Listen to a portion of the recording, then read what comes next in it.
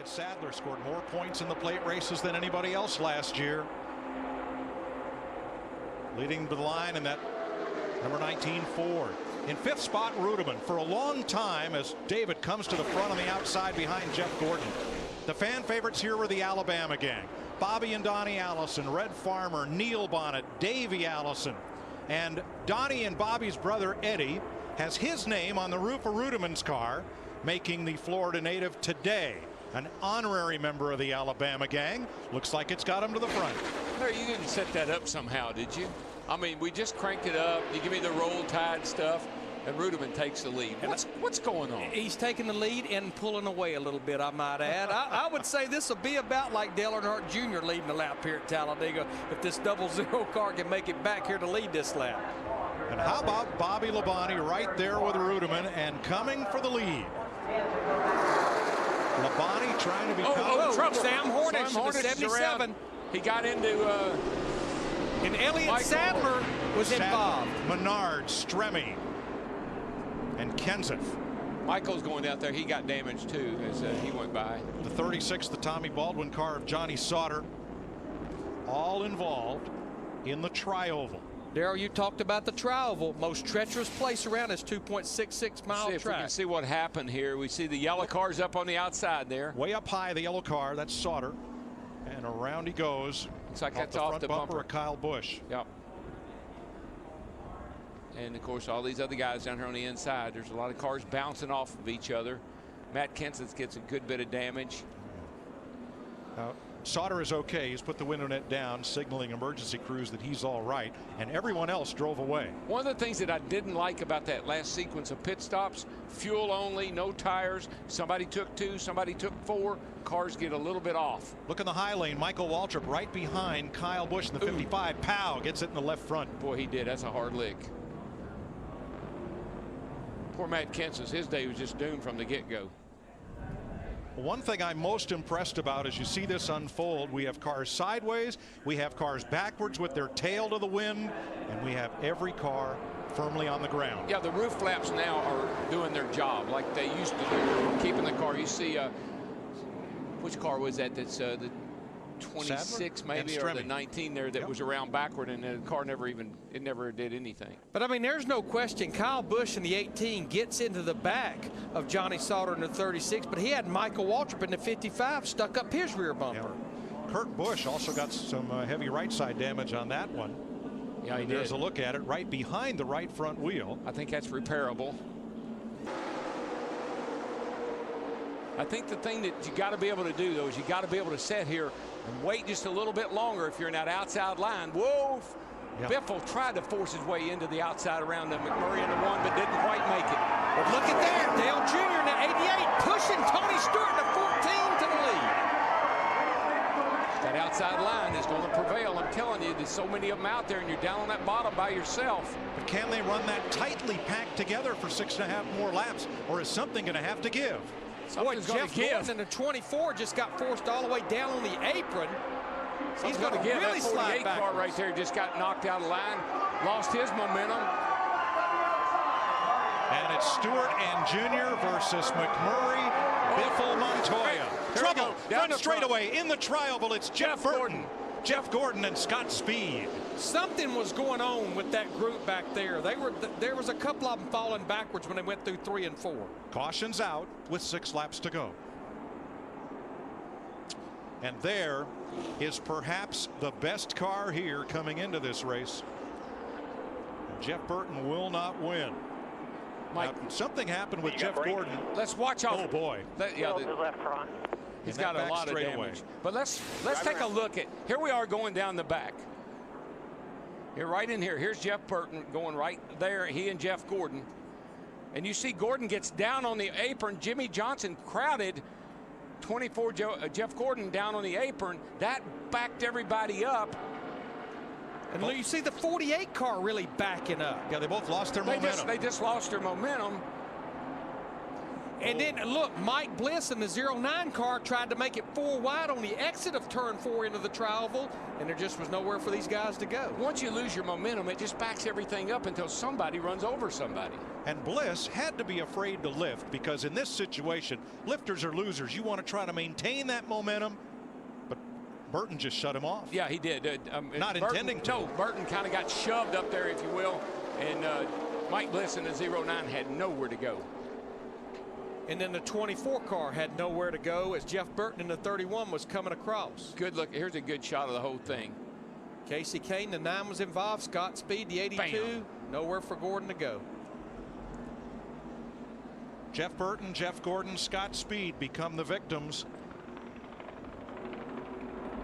as this white knuckle restrictor plate racing claims 3 more cars. Looking back from Jimmy Johnson.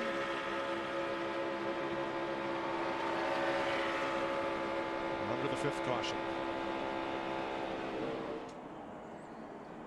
Jeff Gordon's crew chief Steve Letarte. Oh, that's such a killer.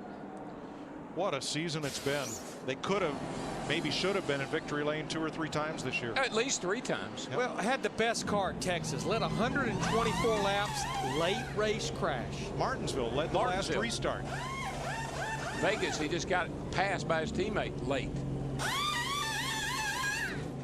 Little damage on Jimmy's car to the left rear.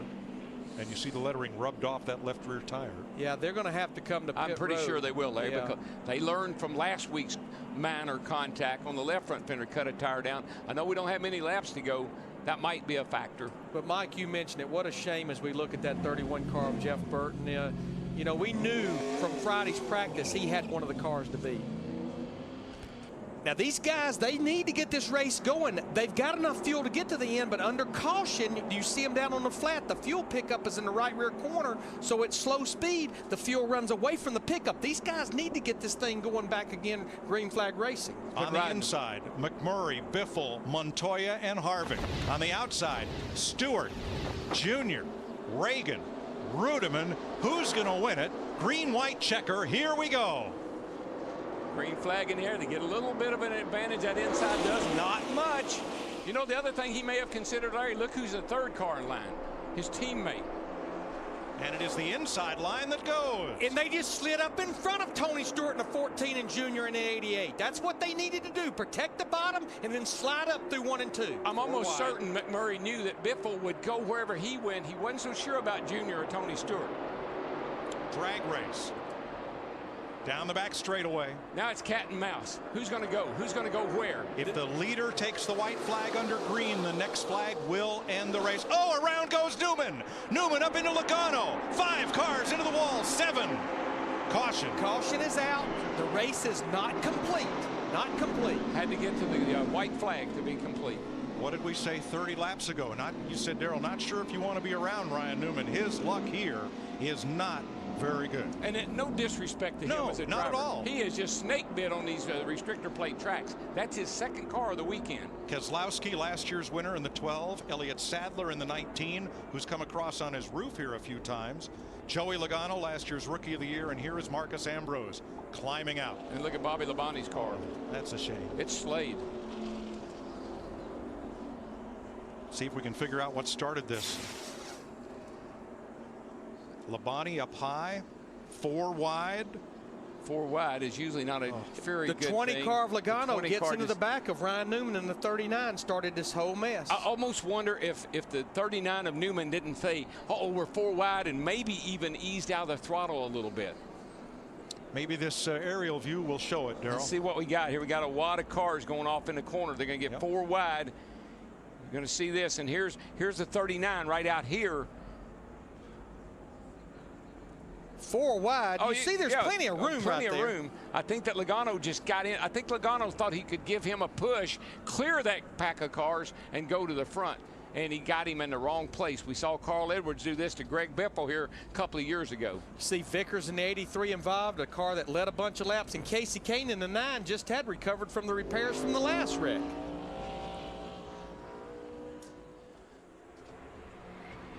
Tell you what, that's a hard slick on some of those cars. So many times, you know, we kind of slow things down so we can see what the fans at home and everybody can see what's going on. When it's real time, it's real violent. Riding with Jimmy Johnson. Front of you, spin in front of you, spin in front of you, spin in front of you, spin in front of you. Stay to the bottom, stay to the bottom. That man was lucky. Clear. All right, it's reported that all drivers are out of their cars and are okay. Let's get down to Greg Biffle's pit. Krista. Pace car is in. Jamie Mack with his teammate Montoya right behind him, and then Harvick and Hamlin. And on the outside, Biffle, Stewart, Dale Jr., and Truex. That's a strong outside line there, or inside line if they got enough fuel. Green flag. Short shift it, man. Get it into high gear as soon as you can. That'll save a little bit. Greg Biffle in the 16 looked like he wanted to tuck in front. Wow. Kevin Harvick in the 29. He couldn't get down there. No. Made an evasive move to the outside. That Junior backed everybody up. Biffle's in trouble. I think Biffle is out of gas in the 16 car. Yeah, he's one of those cars there that could not get up to speed. Looks like he's Here comes Junior to the outside. Everybody else to the inside, and around goes Jimmy. 48.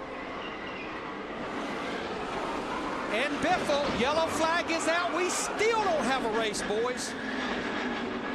That is not what those guys at the front wanted to see, though. This is really going to make it tough on me. They just about got to come to pit road now. I just don't see how you can stay out there and run a couple more caution laps and have enough to finish the race. So here comes Jamie McMurray around to what would have been the white flag, but since it is yellow, we will have one more attempt to finish this race under green. And you know why they'll come to pit road? Because everybody's got to come to pit road.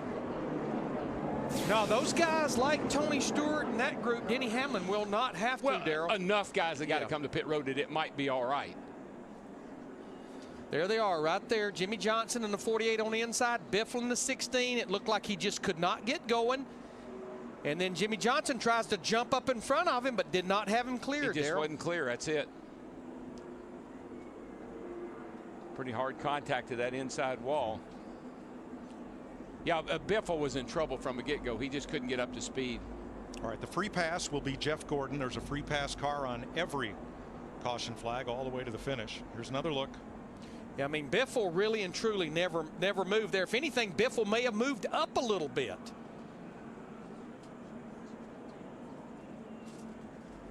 Boy, hats off to our NASCAR on Fox camera crew, because the pictures and these replays they've given you today have just been outstanding. I think Johnson thought he was so much faster than Biffle right here. He needed to get out of that box and couldn't do it. Just made his move a little too soon. All right, in Jimmy Johnson's defense, I'm pretty sure, maybe we can even play it again, heard Earl Barb and his spotters say, outside only. Kurt Busch just missed it.